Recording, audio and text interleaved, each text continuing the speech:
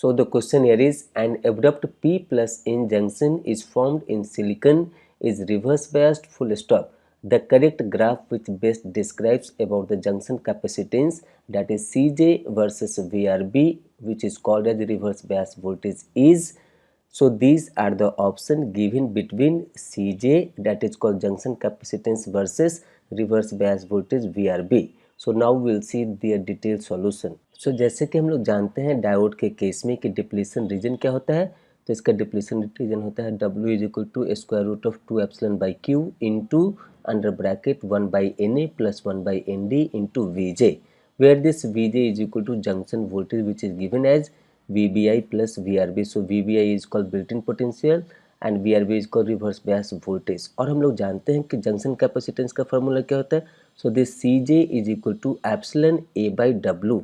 तो यहाँ से हमको क्या दिख रहा है, सो यहाँ से दिख रहा है this CJ is inversely proportional to W, और यहाँ से हमको दिख रहा है this W is directly proportional to square root of VJ. इसका मतलब क्या है कि this CJ is inversely proportional to square root of VJ, और VJ क्या है, so VJ is equal to VBI plus VRB. So we can say that this CJ is inversely proportional to square root of VBI plus VRB. तो यहाँ पे आप देखेंगे सारे graph में, तो यहाँ पे दिख रहा है कि ऑप्शन ए में CJ और ये VRB का हमारा लीनियर रिलेशनशिप दिया हुआ है. तो यहाँ पर ये तो स्क्वायर रूट के साथ में है, तो इसलिए ये ऑप्शन तो होगा नहीं.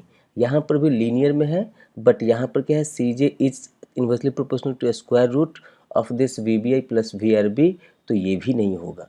अब मेरे पास बचा C एंड D.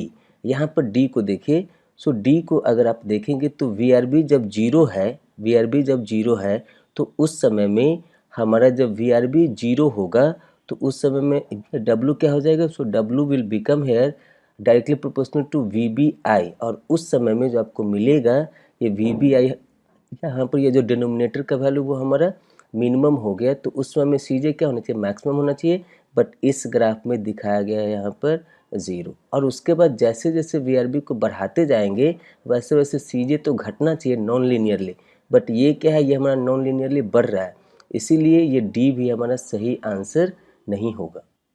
सो अब यहाँ पर ऑप्शन सी के ग्राफ में देखिए, सो ऑप्शन सी के ग्राफ में क्या बोल रहा है, तो ये भी नॉन लीनियर है. Due to this square root graph should be non linear. ये क्यों नहीं होगा वो तो हमने बता दिया.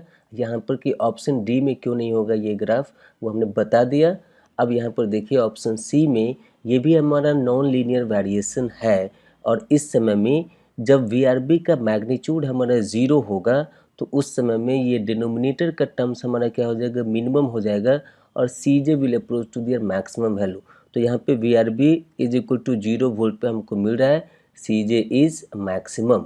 अब जैसे जैसे मैग्नीट्यूड ऑफ VRB अब बढ़ाते जाएंगे, रिवर्स बायस वोल्टेज को अब बढ़ाते जाएंगे, वैसे वैसे ये जंक्शन कैपेसिटेंस का मैग्नीट्यूड हमारा घटते जाएगा, and due to this square root it will decrease non-linearly. So here it is showing that with this magnitude whenever this is increasing in this way, हम लोग मैग्नीट्यूड की बात करते हैं क्योंकि VJ is equal to VBI.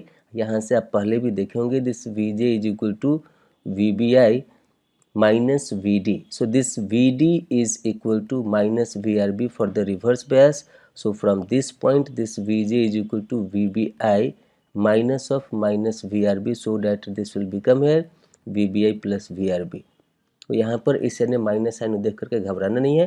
तो यहाँ पर हम लोग देख रहे हैं कि जैसे जैसे magnitude of reverse bias voltage हमारा बढ़ रहा है वैसे वैसे जंक्शन कैपेसिटेंस हमारा घट रहा है, and due to this square root it is decreasing non linearly.